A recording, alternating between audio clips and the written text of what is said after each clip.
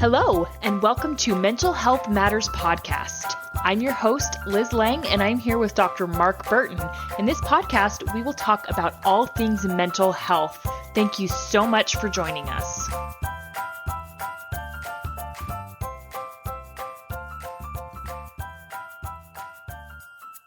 Hey guys, Liz Lang here with Dr. Mark Burton, and this week we are getting into parenthood. Now, we're going to focus specifically on the first year of parenthood, and we're definitely coming at this from a mental health aspect. So the first year after having a baby is hard, and anybody who's been a parent knows how hard this is. It's hard emotionally and physically on the parents, but it can also be very hard on the relationship. And so we're going to get into that and maybe talk about some tips, or at least talk about the importance of making time for your relationship during that first year when you're in survival mode. But I also want to spend some time talking about postpartum depression. And we did an episode on this with Adrian, but it's been about 2 years now. And so I was like, I think it's definitely time to recycle this topic because postpartum depression, it is really, really important to be talked about. I mean, obviously, we believe all mental health is important, but I think postpartum depression can be particularly dangerous because it often can involve a baby. And so that can make it a little bit dangerous in some aspects. And it's also a subject kind of near and dear to me, I guess. Maybe that's the way to explain it, because I wrestled with postpartum depression pretty significantly after the birth of my first daughter. And so I'll go ahead and start there because it was a little bit scary for me and it feels very isolating and very lonely. But what I was going through was very normal. And so one of the things that I want to bring up is all women are going to experience some sort of postpartum hormonal mood swing. It's going to vary from woman to woman, but it's very, very normal because, I mean, as you go through labor, your progesterone is ramped up and then and your body starts producing all these hormones, and then all of a sudden it just stops. And so mood swings are very normal, and it's okay to feel excessive crying or to be just your mood to be all over the place. In fact, I remember driving home from the hospital with our oldest daughter and crying my eyes out the whole way home for no reason at all. And I kept saying to Kurt, I'm so sorry. And he's like, you're okay. It's fine. And I'm like, I don't even know why I'm crying. I'm just sobbing for no reason. And again, there is a reason. Your hormones are totally out of whack. But that was it. Like, I couldn't, to say that there's no reason, there's a really strong physiological reason. We did that episode, quite a few episodes ago with Robert Sapolsky, where he's talking about the importance of hormones on our behavior. And it makes, so much sense to me that you go through this. I can't even imagine what it's like for a woman to give birth. I mean, I've been there for all four births of my children, but it just seems so difficult to me. And then hormonally, you have absolutely no control over that. I think that's one of the worst parts of it is you feel like, we love to have control in our lives and you have no control. You can't do anything about it. So I wanted to bring up something, get your idea on this. And a book that I think I've mentioned before by John and Julie Gottman called And Baby Makes Three. And we can talk a little bit more about it. But he makes a statement in there about postpartum depression that he is talking about how in the first year after having a baby, about 67% of couples become very unhappy with each other. Only 33% remain content with each other. And, these couples are going through the same thing, obviously. So he tried to figure out, okay, what's the difference? And in this book, I'll let our listeners know that he's recycling a lot of his stuff that we've talked about in like the what is that called? It's not seven principles. Seven principles for making marriage work. And so he's recycling a lot of that stuff. But he makes a statement that he thinks if you were to follow, say, his guidelines or to really work on it as a couple, that it would either eliminate or decrease postpartum depression. Now, I have never heard that from Okay. anyone else.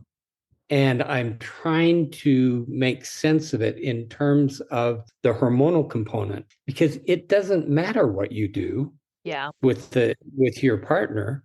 The hormonal shift is going to come anyway. And so I was a little skeptical. I'm skeptical of that you could ever avoid postpartum by doing these things that he talks about, that we can talk about in a bit, about how to prepare for the birth and then what you do after the birth. Does that make any sense to you, having gone through it? Yes, to an extent. There's nothing you can do to avoid the hormones surrounding postpartum, the postpartum hormonal mood swings. I think that there Right. are certain things you can do to mitigate your symptoms. That I can Okay. see and I could even get on board with. So, going back to my story here for a minute, all women are going to go through, like we talked about, some sort of mood swings. Your moods are going to be Right. uneven. That's totally Yeah. normal. What's not normal is for it to continue after that 6 week period, or if it gets really, really severe. For some women, within that first 6 weeks, it can get pretty severe. And for some women, it continues longer. For me, it continued longer.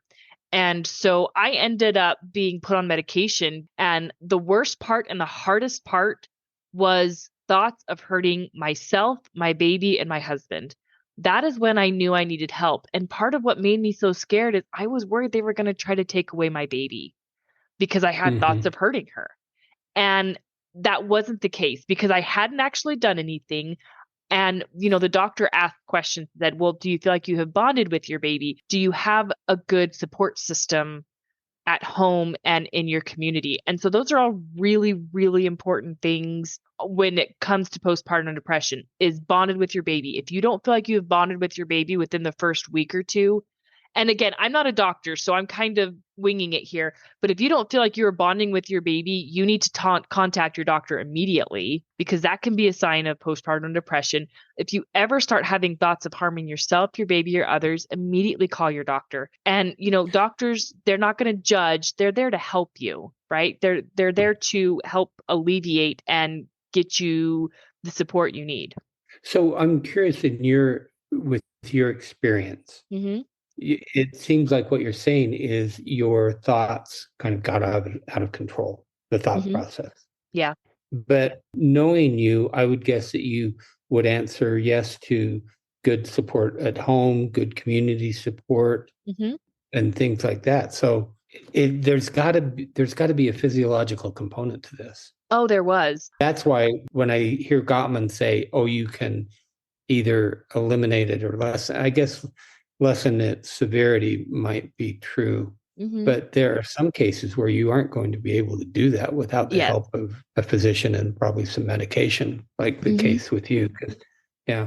So I So, think, if people read this book, if our listeners read this book, just be aware of that, yeah. because they don't want to set anybody up thinking, okay, we're going to do all these things and we'll avoid postpartum depression. I think there are cases where you can absolutely not avoid it and that you're going to need some help. But I agree with you. I think there are things you can do that probably lessen it. Yeah, absolutely. And, for me, and why postpartum depression I think is so hard, is it's the lack of sleep and it's the interrupted Yeah. sleep. And, Yeah. and that's why it was so hard for me, is because I'd never in my life had to wake up in the middle of the night. In fact, I remember being in the hospital with our daughter, and I'd just gone through, I mean, my labor was 26 hours long. And so I'm completely exhausted. And then, they start waking me up every 3 or 4 hours at night to feed my baby. And I'm like, are you kidding me? Like, this is my life now? And I don't know why I didn't expect it. But I mean, that was so hard for me. And a lot of it too, I think, could have been my age, because I was only 20. And it's not that I wish I'd waited to Yeah. have kids, because I certainly don't. But I think age can be a factor. And so, when you're younger, you're a little less mature. I think that comes into play when it comes to postpartum depression. Right. And I think here's one of the things that Gottman does talk about in his book. And this really ties into some of our recent episodes, that one of the most important things you can do as a couple, and so we're talking about, having a baby as a couple mostly, but realizing that there are times when women choose to have children on their own. But I think you really need to be aware that you're going to need support. Yeah. Anyway, what Gottman talks about is anticipating what the issues are. And what you just said triggered that. Like you didn't realize, oh, I'm going to be being woken up every 4 hours in order to feed my baby. And so I think the more you can prepare for it, the better able you're going to be able to handle the change in, your own sleep patterns, your relationship with a spouse or a partner. It's the anticipation, and then talking about, okay, how are we going to handle this particular issue? Yeah. And I think when he says you can lessen the intensity or even avoid postpartum, I think this is part of what he's talking about. And in past episodes, I've mentioned I like the word narrative, and we all create narratives, and you can actually change the narrative you have about the birth and having, in the first year, and because lack of sleep is going to make everything harder. We know that. Yeah. Yeah. And we certainly know that about, so just regular depression that people experience. There's almost always, in fact, I would say there's always a component of disrupted sleep in depression. And so, you've got to figure out as a couple or, whoever you're with, how are you going to get better sleep sometime? Yes. And again, I'm going to acknowledge for some listeners that may be impossible because they may not have the support network needed and, the help to give them some relief from a new baby, because it's really hard. I wasn't the one feeding our children, because Lindy breastfed all of our kids, and I wasn't the one doing that.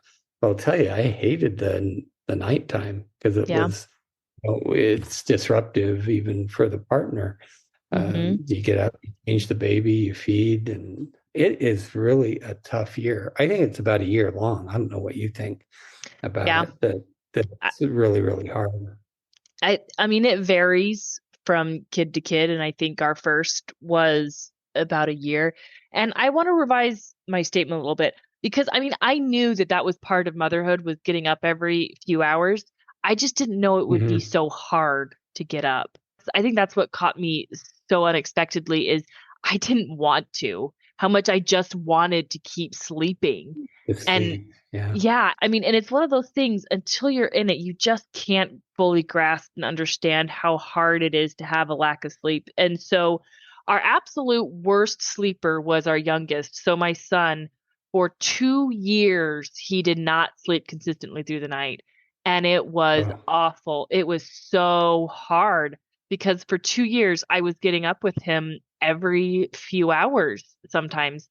And I think it finally got better around the time I quit nursing. And it come to find out, I think there were some other nutritional issues surrounding his allergies. And I think that might have made some things difficult. But I mean, hands down, the lack of sleep is the hardest part of coping with postpartum depression, at least in my experience. And I think that's what makes it difficult. And so men might not necessarily experience the hormonal changes, right? They're not going to experience that, but they can experience a type of depression as well because of the lack of sleep. And so mine and Curtis's coping method for our youngest son was sleeping in separate rooms, and he was working from home. Yeah, he was working from home at the time, and so this worked out quite well. So he would sleep in another room, get a good full night's sleep. I would be up all the time with the baby every few hours, and then he would let me nap during the day, right? So he would kind of try to pull double duty work, and we'd let one kid watch a show, the other one was at school, and that was our coping method. And it worked really well for us. And so, I think that's what couples need to start talking about early on. What's our game plan? What are we going to do to ensure that we're at least getting enough sleep, or at least getting enough sleep to function? Because I think that's your goal, is survive. And you're going to be in survival mode at first. That's very normal. And it's okay to be in survival mode And I think you also just have to recognize and accept the fact that, or just remind yourself, this is temporary, right? This is going to end. I think that's crucial for surviving. Then just be kind to yourself. And you know what? My kids got a lot of extra screen time, and Mm. I was okay with it. Like, it was fine. It's okay if your kids get extra screen time so you can sleep. It's Yeah. fine. So, in talking about men, Mhm. depression, with that birth of the child that first year, one of the things that Gottman does bring out in this book is that the couples who have a harder time, the narrative that they have tends to be, oh, there's something wrong with our relationship because we aren't dealing Yeah. with this very well. Mm-hmm. And so, before the birth, you really have to create the expectation. This is not about our relationship. This is about one, lack of sleep, stress, got this new baby. We're trying to figure it out. And so that part is important. It's not about the relationship. There's a reason that couples get married. They love each other and they're good together. And then I think I've said this before that, people talked about the 7-year itch and how divorce spikes at 7 years. And what Gottman found is that most often that's the time in the birth of the first child. Yeah. And so it's not that the relationship goes bad, it's that everything's going along really well. And all of a sudden there's this big hiccup. It's not a hiccup. I shouldn't say that about our children, but Uh-huh.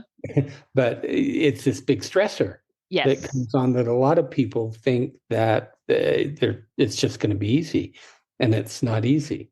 But I think for men, my experience with couples and men having gone through this, I can't remember if I felt this or not, that, in the relationship, you're important to each other. And then all of a sudden with a child, Yep.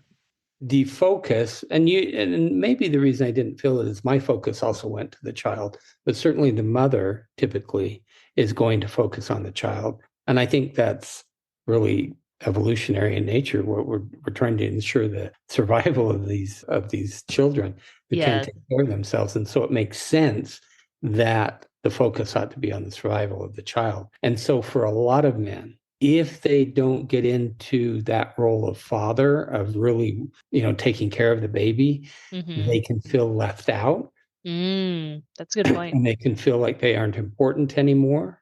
And they can feel like their wife doesn't love them. And I think because the emotional connection is weakened a little bit because, a lot of the energy is going toward the baby. So, Mm-hmm. but that to me makes sense. And you used the word a minute ago, temporary. I think that couples need to keep that in mind. This is a Yeah. temporary situation. This is not the rest of your lives. And then the sexual connection is often disrupted as well. Mm-hmm. And so all of those things together, then you combine it with a lack of sleep. And I think it's true that a lot of men can sink into a depression Yeah. uh, because, I've said before that one of the common themes that I see in people who are depressed is this sense that either all or part of their life is out of their control. Mm-hmm. That to me describes having a baby Yeah. in the first year is your life is out of control. And I think we raise men to be independent, right? Mm-hmm. And you lose that independence. Yeah. All of a sudden, you can't just do what you want. You can't just say, hey, let's go out to dinner tonight or let's go see a movie. You've got this little baby that you now have to take care of. And Yep. it's a real adjustment. I think what can help with that, though, is for the father to be as involved in the care of the child as he possibly can be. Yes. Yeah. And a lot of fathers have trouble with that. I've seen them. I think that they aren't comfortable, they don't know what they should be doing, and so they tend to stay away from it. Mm-hmm. There was some research done on this. If a father wants to have a really strong relationship with their adolescent children, Mm-hmm.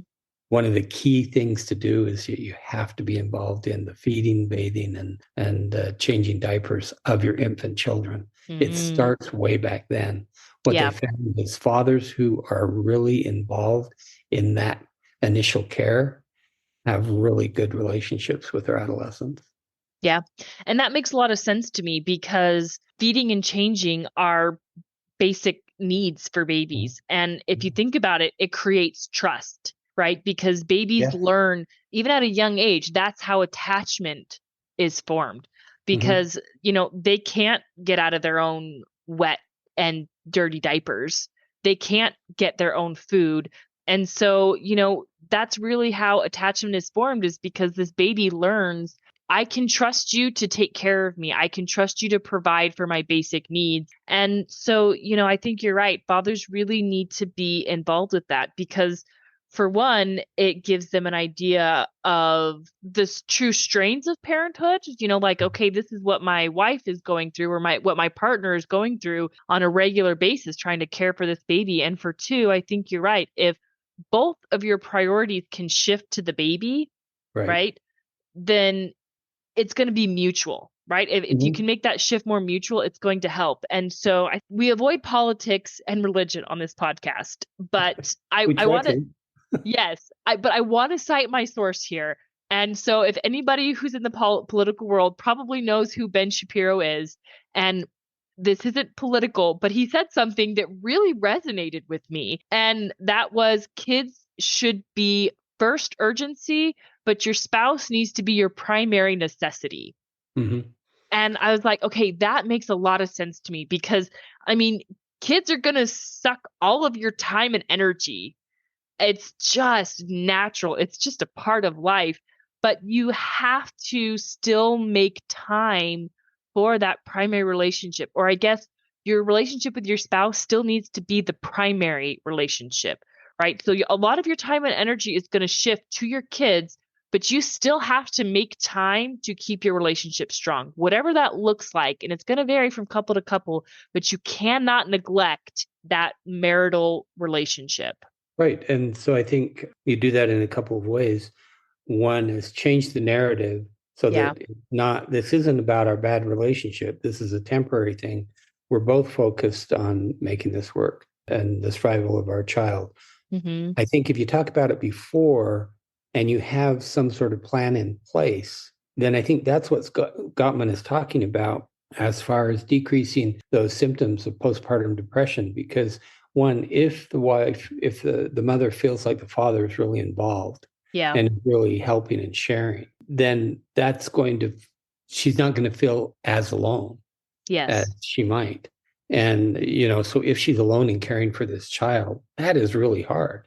Hmm. And you combine that with a lack of sleep. And so I think the father's involvement in the care of the child is really crucial for his own relationship with his child, but also for his relationship with his wife. And so a lot of the chapters in this book are really going over all those kind of standard Gottman things that we talked about in those 7 principles of making marriage work. In fact, I would guess he probably just copied a lot of the chapters, but the Hmm. principles are still there because you can still do it, as far as appreciation, as far as how do you divide up tasks. And, if you're a couple alone without children, often you don't need to do that because it's easier.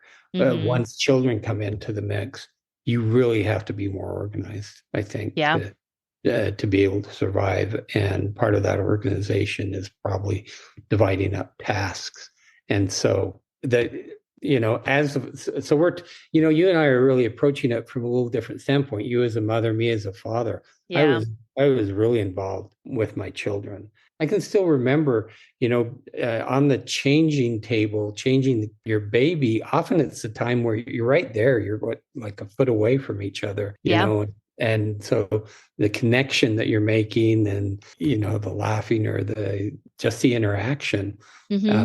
often happens at that time. And then you can continue when you pull a baby off the changing table. But I just think it's critical that fathers, step up and really take part, if right from day one. Yeah. Yeah. And so that the mother doesn't feel so alone and so overwhelmed. If you're together, it's going to lessen that. Yeah. And I agree with that. And and Curtis, like you, has certainly always been an involved father. And so, our coping method looked a little different because I was a stay-at-home mom and he had to work. Hmm. So, Yeah. I mean, we found a way that worked for us, and just letting him get a good night's sleep so I could nap. And that's kind of, I don't know, that's continued throughout the rest of our marriage. I've been the early morning parent, and then I've always let him sleep in, and then he's always let me nap, and it's worked well for us. But I mean, the point is we've, like you've said time and time again, we've been a team, and we've Yeah. talked about it, and we've acknowledged each other. And you talked about Gottman in terms of showing appreciation. That's going to be so important in Mhm. terms of when you first have a baby, because you're not going to be sleeping very well. And so, you're going to be tired, and you're going to be more fatigued, and that's going to make you more irritable. And I think it's really important to, one, as a husband, express to your wife, I really appreciate the way that you are sacrificing so much to take care of this baby. And then two, the wife needs to say, I really appreciate when you step in and do this. That Yeah. means a lot to me. And, coming from the female's perspective, I especially think that that is crucial to tell your spouse, your partner, your husband, I really appreciate it when you step in and do this, because they may not know how much that means to you, that they just may think I'm just doing what's required. But if you say, I really appreciate that, they're going to know to keep doing it. They're going to understand, oh, okay, this means a lot to my partner. I better keep doing this because this is going to help keep our relationship strong. Yeah. And so, you mentioned irritability, which Yeah. is, I mean, I certainly remember being irritable, probably because of lack of sleep and, Mm-hmm. loss of control in my life. But I think that you're more prone to conflict then. Yes. And so Gottman spends several chapters talking about many of the things that we've gone over before, as far as listening well, validation, empathy, as a way to cool down your conflict. And here's one takeaway for listeners as far as changing conflict. The fastest way to cool down a conflict is when you both take responsibility for your part in whatever it is that's going on. If you hear the other person say, yeah, I did this, and then you both do that, you accept responsibility for your part, it just brings the conflict right down, cools it right down. It is the Mm-hmm. fastest way. And so, but you both need to do that. It can't be one-sided. Yeah. And so you have to be aware, anticipate the lack of sleep, the irritability, and the possible increase in conflict. And that's why I think before the birth of the child, you should be practicing those communication techniques so that you're good at it. You don't want to be doing this Yeah. when you don't want to be learning it when you're tired Yep. and when you've got all these other things going on in your life. You want to practice before. Going back to what we said at first, it's about preparation and anticipating Yep. what issues might come up and come up with a plan. For Yeah. people who go into this without a plan, I think that's not a good idea. Really You not. you can't build the airplane as you're flying it. No, no, you can't. You can't learn how to fly the airplane as you're flying it. Yeah. Yeah. But you need to have a lot of training before, and I think the same thing is true with Yeah. the birth of a child. I had a question for you that I should have asked earlier. Did you have postpartum depression with your other births, or was it the Not first? not as severely. Okay. And I think there was a couple of reasons for that. And I think the main reason was community. So the birth of Mhm. my second child, we lived in this amazing neighborhood.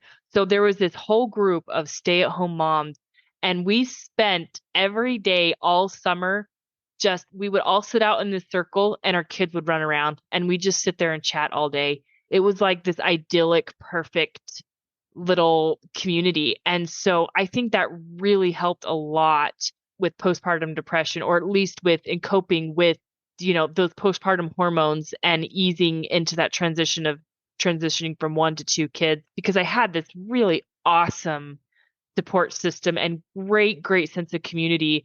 And then with my third, I think it was a little harder. I think I maybe did have it a little bit more, and it probably lasted a little bit longer. And it wasn't as intense as with my first. And I think a lot of it had to do with because I was still on medication at that point, and that really does make a big difference. But, I think it certainly the fatigue and everything and some of the symptoms definitely lasted a little longer because he was such a poor sleeper. In fact, I remember must have been in the first month after we brought him home. Curtis found me in bed, literally curled in a ball, crying. And Yeah. he had woken up because our son was crying and fussing, and I hadn't tended to him because, I mean, by our third kid, Curtis kind of knows how this goes. Like he might wake up because he hears the baby fussing, but he knows that I'm going to get up with the baby. Well, the baby's still crying. And what it was is, and I told him, I was like, I've been up with him for 3 hours. He's like, really? And I was like, yeah, it's been 3 hours. He just won't go to sleep. And it was just so hard because I was so tired. And, Yeah. thankfully and Curtis was great. He had a lot of compassion and he immediately first he picked up their son. He got him settled and comforted, and then he comforted me. And I think that's really what it comes down to is, and again, I'm coming at this from the perspective of a wife having been through it, that we need a lot of comfort. Mhm. No, but it really, as we've talked about this, it kind of supports Gottman's idea that you can decrease the severity of the postpartum. Yeah. Or I don't know that you could eliminate it because of the hormonal component, but Yeah. Talk about community. I mean, there are all these things that you can do. Now, again, I want to acknowledge there may be a lot of listeners who are not able to do Yeah. this Mm-hmm. type of thing because a lot of people do not have community and a lot of people don't have the support. And there may be mothers who choose to have children on their own, which is a valid choice. I just think it makes it harder. Yes. It's a hard choice. And so I think hopefully those women who choose to do that know it's going to be a bit tougher because you are alone. Yeah. So if we go back to talking about a couple of other things that you can do that Gottman mentions. So working on your friendship, it's that connection, that emotional connection. Mm-hmm. And then working on your sexual connection as well are two really important things. And again, you need to talk about it. Dialogue, we've talked about that so often, is dialogue is the most important thing you can do. And so I'm going to give a couple of books that I think, actually one book that I think would be helpful. There's a sex therapist who I really like. He's not alive anymore. His name is Bernie Zilbergeld, and he wrote some really good books. But he thinks that after the birth of the child, there are two things you need to focus on. One is just the friendship. Yeah. And then make sex a priority. Yep. And then the book I wanted to mention, which I think I've mentioned before, it's called Come As You Are by Emily Nagoski. It puts forth this idea of brakes and gas pedal as far as sexual desire. And Okay. I won't go into any more detail than that because we may have talked about it before. But I think it's a really good book for couples to read, even without having the birth of a child. But you have to really work. You have to make sex a priority, make friendship a priority, and work on it. And you have a plan. And then I think you can come through this as a team. We talked about work. You've got to be a team on this. So nobody told me that after you have a baby, you're not supposed to have sex for the first 6 weeks. Right. Well, hopefully your OBGYN told you that. Well, not before I had a baby. Oh, okay. Yeah. Yeah. After. Yeah. That's no one talks no one about said that. No, nobody told me that after you have a baby, and then my OBGYN tells me that, or somebody, I don't even remember when I first heard it, but I'm like, wait, really? Like that long? Yeah, but I think it can be even longer if you've had an episiotomy. I think, or if you ripped even. Yes. Yeah. There are any number of things that could prevent you from having a sexual relationship, or at least intercourse. Let's call it intercourse. Yes. Just because you can't have intercourse doesn't mean you can't still be intimate or physically sexual in other ways. Right. I think that is an important distinction to make, and a conversation you need to have before the baby arrives. What is this going to look like for us? What are we going to do? What are our rules? What are our boundaries surrounding this change to our intimacy for at least 6 weeks? And the other thing you have to consider is you can't start any form of birth control before 6 weeks. So for some women, they may heal sooner and they may be able to start sexual intercourse sooner, but you have to consider that because Right. You are more fertile right after you get pregnant. And for me, that is so backwards. Hello, Mother Nature. What were you thinking? That is so Well, backwards.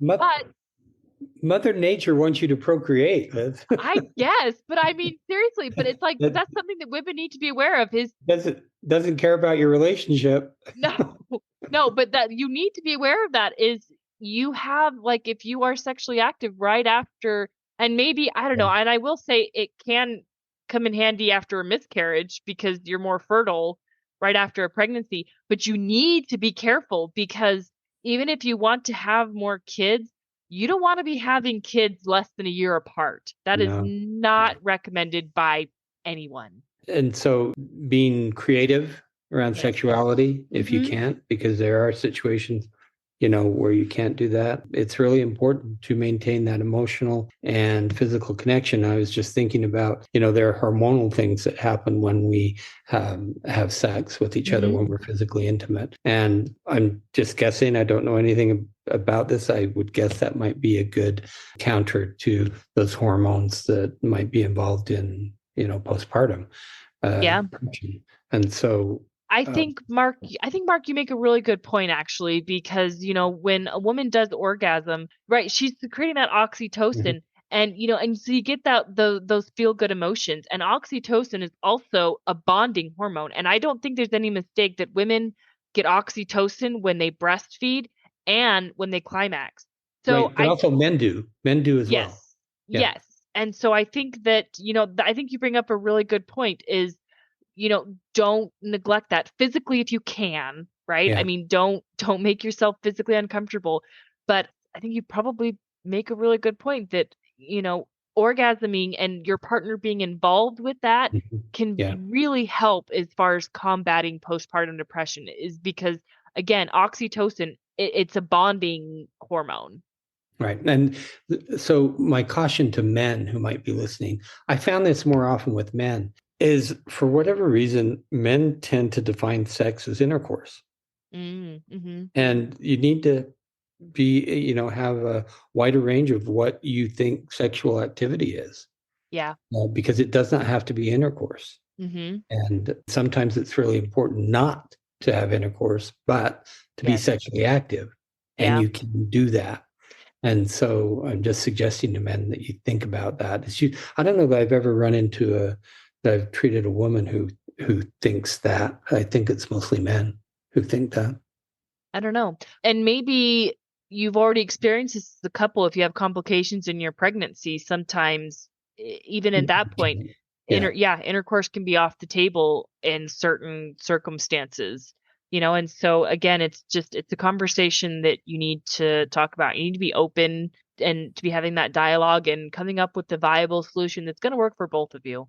Yeah. So I think, as a summary, I really like Gottman's book. It's called And Baby Makes Three. A lot of the same stuff, in his previous books, but really more focused on what do you do to maintain the relationship. I think when you maintain that relationship, it's likely to decrease those symptoms of postpartum depression Hmm. because you feel like you're together and Yeah. you're a team. And again, from my perspective, being a father, I think it's really important for dads to be involved in every way that they possibly can be. Yeah, yeah, absolutely. And coming from the perspective of a mother, as hard as it is, I had Curtis, and that meant the world to me to have somebody that I could lean on, and that could support me. So again, I think as we said before, time and time again, it's all about being a team. Yes, and plan. Talk about it Yep. before. Yes. Yep. All right. So next week, we are going to get into isolation. And I'm surprised. Well, okay, I'm not surprised it has taken us so long to get to this topic. I think I have emotional trauma from the pandemic, and that's why I've avoided this topic for so long. Yeah, and I think it's important to talk about because I've just realized so we're kind of coming out of it. And I've realized that I have some clients who are still isolated after Yeah. we're past 3 years now. Yeah. And it's really, really hard for them. And I So think, good and there thing to can be talk a, about.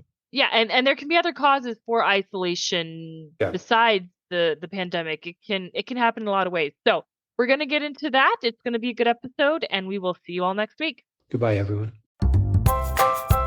Have a question for Dr. Burton? How about a topic you'd like us to cover? Send us an email at mentalhealthpod21@gmail.com. This podcast was produced and edited by Liz Lang. Music is by Audio Lounge.